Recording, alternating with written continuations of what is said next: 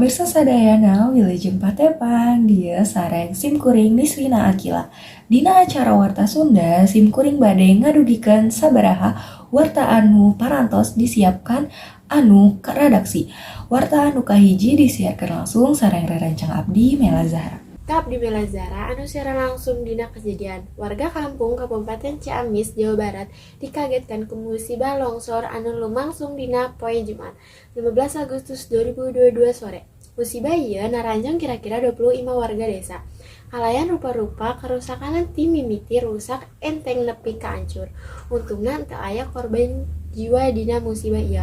Nurutkeun Afif, salah sahiji cakang lantaran longsor nyaeta hujan gede salilita 3 poe ka tukang kajadian ieu oge geus dilaporkeun ka desa oge. Geus dipikawano ku pamarentah Kabupaten Ciamis. Poe ieu 16 September 2022 pemerintah desa jeung Kabupaten Baris ngageurakeun nyangeun tenda darurat jeung ngawangun posko siaga bencana deukeut lokasi longsor. Kabeh korban bencana longsor janjikeun bakal menang bantuan ti pemerintah. Saya kembalikan ke rekan saya Nisrina Akila. Rupina sakitu warta anu parantos didugikeun ku simkuring kapayuan pamirsa sadayana. Mugi ieu warta janten manfaat kanggo pamirsa sadayana. Wilujeng tepang deui dina waktos anu kapayun. Hatur nuhun. Assalamualaikum warahmatullahi wabarakatuh.